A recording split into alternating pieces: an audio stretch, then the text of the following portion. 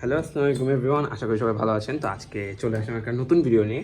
And আজকের ভিডিওতে আমরা আনবক্স করব ফারিকিউবের গেমিং কিবোর্ড IP98। অ্যান্ড দেখতে পাচ্ছেন এ হচ্ছে আমাদের কিবোর্ডের বক্সটা, আর সাইডে এইটা। আর আমাদের এই কিবোর্ডের টোটাল অনেকগুলো ভেরিয়েন্ট রয়েছে। লাইক এটা আছে হোয়াইট কন্ট্রোল লাইন্সের, black control lines, mist pitch powder AP। দুইটা ডিফারেন্স আছে। একটা হচ্ছে কোনোটার কিগুলো যেগুলো নর্মাল কিবোর্ডের কিগুলো যেরকম উপরে থাকে লেখাগুলো, তো এটার ডিজাইনটা হচ্ছে কাইন্ড অফ টিল্টেড। অনেকেই জানবেন যারা হয়তো অনেক কিবোর্ড ইউজ করছেন। তা আমি মেনলি নিয়েছি হোয়াইট কন্ট্রোল লাইনটা। এটা আমার না, এটা হচ্ছে আমার ছোটো ভাইয়ের জন্য, তো ও নিয়েছে। তো এটা হচ্ছে IP98। অ্যান্ড চলেন আমরা কিবোর্ডটা খুলে দেখি।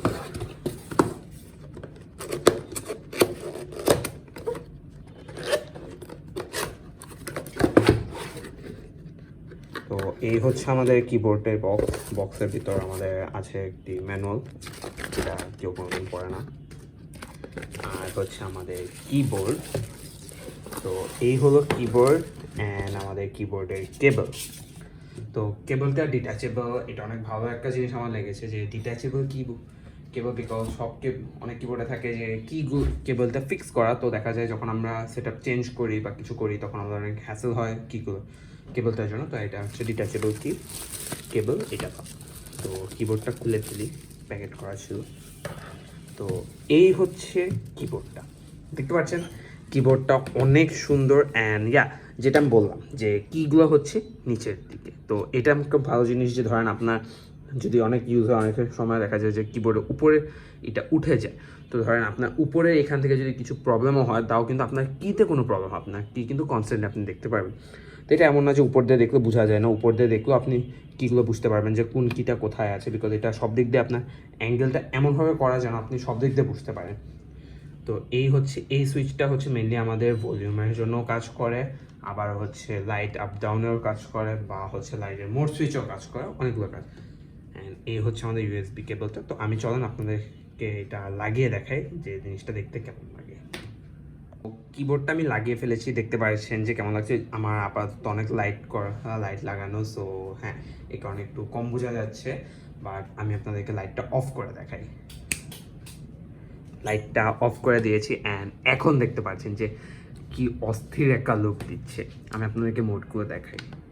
এই একটা মোড, দেন এই হচ্ছে সেকেন্ড মোড। এখানে আপনার কালারগুলো ধীরে ধীরে চেঞ্জ হবে। স্ট্যাটিক কালার আছে, যেটা কিনা অনেক ভালো একটা জিনিস, বিকজ অনেকেই পছন্দ করে যে তাদের কিবোর্ডে যেন একটা স্ট্যাটিক কালার থাকে, বিকজ স্ট্যাটিক কালারটা সেটআপের সাথে ভালো বানায়। দেন এই হয়েছে এটা হচ্ছে static red, static green, static blue, static yellow, static Sean colour, static purple, static white. এই কালারটা পার্সোনালি আমার অনেক ভালো লেগেছে, বিকজ কিবোর্ডটাও সাদা, এই কালারটা টু বি অনেস্ট অনেক মানাচ্ছে এখানে।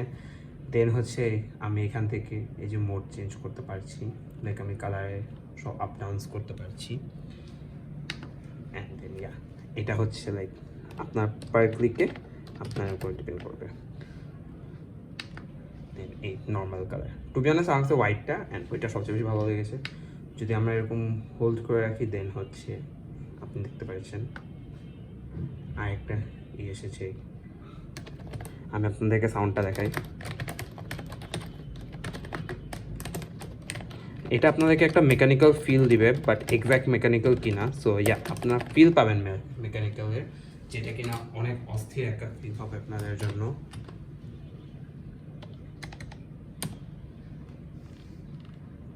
এই হলো আমাদের কিবোর্ডটা রেডি।